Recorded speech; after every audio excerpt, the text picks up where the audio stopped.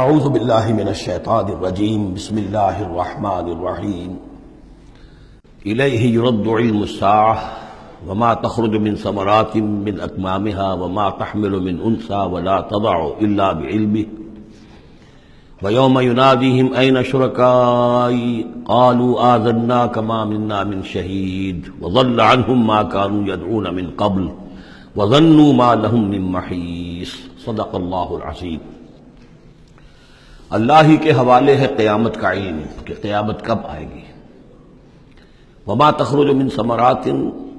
اور جو بھی نکلتا ہے میووں میں سے ان کے غلافوں کے اندر سے، وما تحمل من انثى، اور جو بھی کوئی مادہ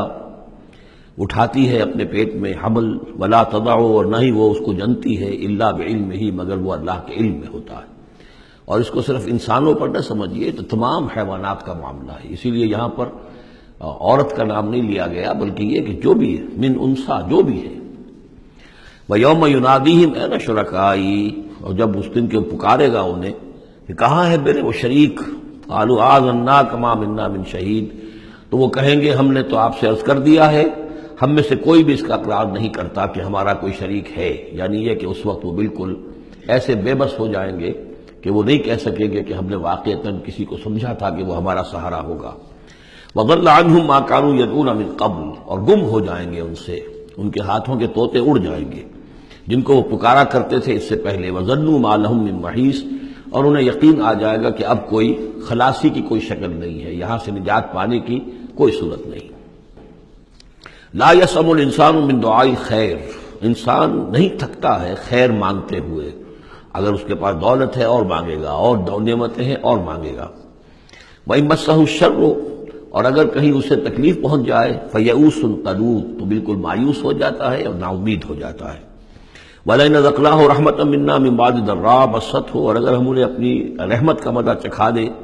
اس کے بعد کہ اسے کوئی تکلیف پہنچی تھی، لَيَقُولَنَّ هَٰذَا لِي، تو وہ کہے گا یہ تو میرا ہے ہی، یہ تو میری اپنی صلاحیت ہے، میں نے اپنے مسائل کو حل کر لیا، میرے جتنی بھی مشکلات تھیں میں نے بڑے اپنے ناخن تدبیر سے تمام عقدے حل کر لیے۔ وَمَا أَظُنُّ السَّاعَةَ قَائِمَةً، یہ بالکل وہی الفاظ ہیں کہ جو سورہ کہف میں آئے ہیں کہ دو اشخاص کا مکالمہ ہوا تھا، میں نہیں سمجھتا کہ قیامت وغیرہ کوئی قائم ہونے والی شے ہے۔ وَلَئِن رُجِعْتُ، وہاں رُدِدْتُ ہے، یہاں رُجِعْتُ ہے، اور اگر مجھے لوٹا ہی دیا گیا، گویا کہ بالفرض، جیسا کہ تم کہتے ہو، اگر واقعتاً ہو ہی گیا، اول تو میرا گمان نہیں ہے، یہ ڈکوسلا سا معلوم ہوتا ہے مجھے، اگر ہو ہی گیا، اِلَىٰ رَبِّي إِنَّ لِي عِندَهُ لَلْحُسْنَىٰ، تو میرے لیے تو پھر وہاں اور اچھائی ہوگی، اس لیے کہ جب یہاں مجھے نوازا ہے، اللہ نے سب کچھ دیا ہے، عزت دی ہے، پیسے دیے ہیں، دولت دی ہے، اولاد دی ہے، تو ظاہر بات ہے کہ میرے اندر کچھ ہے جو اسے پسند آیا ہے، تو یہ کہاں چلا جائے گا؟ میرے اندر جو خیر ہے، جو میرے اندر اللہ تعالیٰ کی محبوبیت کی کوئی چیز ہے، تو وہ وہاں بھی قائم رہے گی اور اللہ تعالیٰ وہاں بھی مجھے دے گا۔ فَلَنُنَبِّئَنَّ الَّذِينَ كَفَرُوا بِمَا عَمِلُوا، تو پھر ہم پوری طریقے سے جتلا دیں گے ان کافروں کو جو کچھ کے عمل انہوں نے کیے ہوں گے۔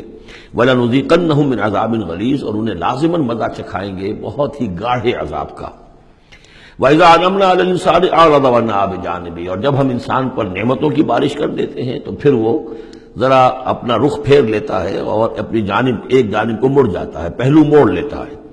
وَإِذَا مَسَّهُ الشَّرُّ فَذُو دُعَاءٍ عَرِيضٍ، اور جب کوئی تکلیف اسے پہنچتی ہے تو بڑی لمبی چوڑی دعائیں کرنے لگتا ہے۔ قُلْ أَرَأَيْتُمْ إِنْ كَانَ مِنْ عِنْدِ اللَّهِ ثُمَّ كَفَرْتُمْ بِهِ، اے نبی سے کہیے کہ ذرا سوچو، تھوڑی دیر کے لیے فرض کر لو کہ یہ جو میں پیش کر رہا ہوں قرآن یہ اللہ ہی کی طرف سے ہو، امکان تو ہے نا،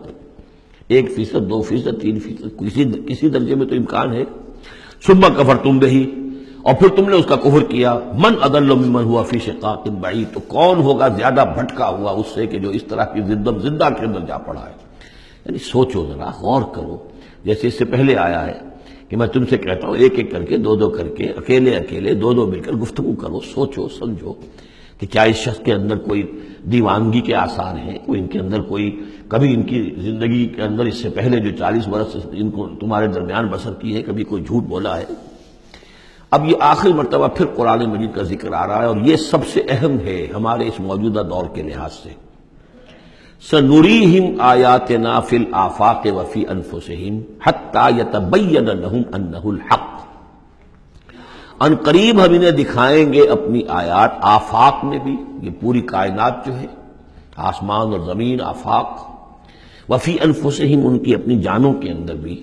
حتیٰ یتبین لہم انہ الحق، یہاں تک کہ یہ بات بالکل واضح ہو جائے گی ان کے لیے، مبرہن ہو جائے گی کہ یہ قرآن حق ہے۔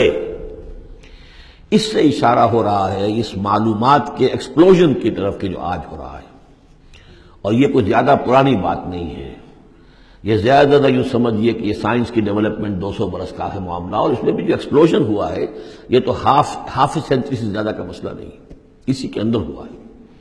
اور اصل میں آج کے دور میں قرآن مجید کے اعجاز کو ثابت کرنے کے لیے کہ یہ معجزہ ہے، سب سے اہم پہلو یہ ہے۔ تو میں نے جو تعارفی گفتگو کی تھی اس دورہ ترجمہ قرآن سے پہلے، تو میں نے عرض کیا تھا کہ قرآن مجید کے اعجاز کے پہلو بے شمار ہیں، کس کس پہلو سے قرآن معجزہ ہے ہم اس کا احصاء نہیں کر سکتے، لیکن موٹی بات یہ سمجھ لیجئے کہ جب قرآن نازل ہوا ہے تو اس کا معجزہ ہونا سب سے زیادہ اس اعتبار سے تھا کہ اپنی ادبیت، اپنی فصاحت، اپنی بلاغت کے اعتبار سے معجزہ تھا، اور اسی پہلو سے چیلنج کیا گیا۔ تمہارے ہاں شعراء ہیں، تمہارے ہاں خطباء ہیں، تمہارے ہاں ادب کا بڑا ذوق ہے، کوئی اس جیسی ایک صورت بنا کر لے آؤ۔ باقی یہ کہ نہ بھی سائنسی معلومات تھی ان کے پاس، دوسرے یہ کہ جو فینومینا آف دی نیچر ہے قرآن میں، جو آسمان زمین دیکھو، اب ظاہر بات ہے اس وقت وہ آدمی کیا دیکھ رہا تھا؟ اپنی ننگی آنکھ سے جو کوئی دیکھتا تھا وہی دیکھ رہا تھا نا، لیکن آج انسان دیکھ رہا ہے ٹیلیسکوپس کی مدد سے، آج انسان دیکھ رہا ہے مائکروسکوپس کی مدد سے، الیکٹرانک مائکروسکوپ سے، آج جو انسان کے معلومات کا ذریعہ جو ہے،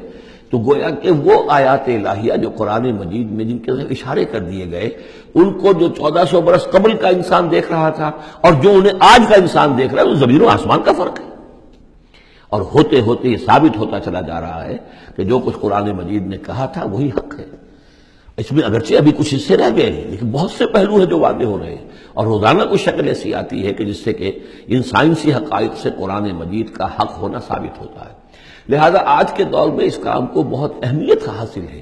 کہ اس کے لیے محنت کی جائے، کوشش کی جائے۔ اب اتفاق کی بات ہے کہ یہ کام کیا بھی ہمارے ہاں، تو بہرحال جو سب سے بڑی نمایاں کتاب ہے وہ ایک فرینچ سرجن نے کیا، وہ ایمان لے آئے، مورس بکائی، لیکن یہ کہ کسی مسلمان کو یہ توفیق نہیں ہوئی کہ وہ مطالعہ کرتا ان سائنسز کا اور ان کے حوالے سے پھر وہ کمپیریٹو اسٹڈی کرتا بائبل اور قرآن کے مابین، اور پھر کہتا اور دعوے کے ساتھ کہہ سکتا کہ سائنسی جو بھی انکشافات آج تک ہوئے ہیں قرآن کا ایک حرف بھی غلط ثابت نہیں ہوا۔ ہاں، قرآن مجید کے ان الفاظ سے جو معنی پہلے سمجھے گئے تھے جبکہ معلومات کا دائرہ محدود تھا وہ غلط ہو سکتے ہیں، لیکن قرآن کا لفظ غلط ثابت نہیں ہوا۔ آج قرآن کا وہ لفظ زیادہ اجاگر ہو کر، روشن ہو کر، جیسا کہ میں نے آپ سے عرض کیا علقہ، اب علقہ کہاں سے لے آئے؟ اب یہ علقہ فائدہ، فؤاد، فائدہ اس سے ہے، تو یہ چیزیں اب اور زیادہ واضح ہوتی جا رہی ہیں۔ یا کہ تمام اجرام سماویہ کا کل فی فلک یسبحون، جتنا آج معلوم ہے یہ پہلے تو معلوم نہیں تھا۔ کئی دور آئے ہیں، پہلے انسان سمجھتا تھا زمین ساکن ہے، سورج چلتا ہے، پھر سوچا کہ نہیں یہ تو سورج ساکن ہے، زمین چلتی ہے۔ آج ہمیں معلوم ہے کوئی شے ہے ہی نہیں، سکون محال ہے قدرت کے کارخانے میں، کوئی ذرہ بھی جو ہے اندر جو ایک ایٹم ہے وہاں بھی حرکت ہے، وہ نیوٹرونز جو ہے وہ کس طریقے سے چکر لگا رہے ہیں بے تابانہ، حرکت ہی حرکت ہے۔ تو اس اعتبار سے قرآن مجید جدید سائنسی اکتشافات کے ذریعے سے جس طریقے سے اس کے حقائق مبرہن ہو رہے ہیں، اس پر زیادہ توجہ کی ضرورت۔ البتہ اس میں تکلف کرنا اور زبردستی کرنا نہیں، جہاں وہ بات ابھی واضح نہیں ہے صاف مان لو، جو بھی ہم سورہ آل عمران میں پڑھ آئے ہیں کہ یہ بات ابھی واضح نہیں ہے، لیکن ہمیں یقین ہے کل من عند ربنا، یہ سب اللہ کی طرف سے ہے۔ وقت آئے گا کہ ثابت ہو جائے گا کہ جو کچھ قرآن نے جو الفاظ استعمال کیے تھے، جو حقیقت منکشف ہوگی، وہ عین ان الفاظ میں صحیح فٹ ہو جائے گی، اگرچہ ابھی ہم اس کی وضاحت نہیں سمجھ سکتے۔ تو جہاں تکلف نہ کیا جائے، تصنع نہ کیا جائے، کھینچتان نہ کی جائے، یہ نہ کیا جائے، یہ بعض لوگوں نے یہ کیا ہے، لیکن یہ کہ جہاں تک کہ وہ حقائق ثابت ہو چکے ہوں تو ان کو بہرحال استعمال میں لایا جانا چاہیے کہ قرآن مجید کی حقانیت کو اس کے ذریعے سے مبرہن کیا جائے۔ اب دیکھیے یہ لفظ جو آیا ہے سنوریہم، اب سین جب آتا ہے فعل مضارع پر تو وہ مستقبل کی بات بن جاتا ہے، مستقبل میں ہم دکھائیں گے انہیں اپنی نشانیاں۔ اب ظاہر بات ہے سائنس جو ہے وہ اسٹڈی کر رہی ہے، ایکسپلور کر رہی ہے، خلا کو ایکسپلور کر رہی ہے، اور سمندروں میں ایکسپلوریشن ہو رہی ہے، آرکٹک اور انٹارکٹک کی ایکسپلوریشن، کہاں تک انسان پہنچا ہے، کیسی جان جوکھوں میں ڈال کر لوگوں نے جو ہے وہ چیزیں جو ہے معلومات کا خزانہ جمع کیا ہے۔ سنریہم آیاتنا فی الآفاق وفی انفسہم حتی یتبین لہم انہ الحق، یہ بات اور مبرہن ہوتی جائے گی، مزید واضح ہوتی جائے گی، مزید اجاگر ہوتی جائے گی، قرآن حق ہے۔ اولم یکفی بربک انہ علی کل شیء شہید، کیا کافی نہیں ہے یہ بات تیرے رب کے لیے کہ وہ تو ہر چیز پر گواہ ہے، ہر کائنات کی ہر شے اس کی نگاہوں کے سامنے ہے۔ لیکن آج سے 1400 برس پہلے وہ انہی الفاظ میں اس نے بیان کیا تھا جسے اس وقت کا انسان سمجھ سکتا۔ وہ باتیں آج کے حوالے سے جو باتیں آ رہی ہیں وہ بیان کر دی جاتی ہیں، سمجھ میں کس کی آتی نہیں۔ انہم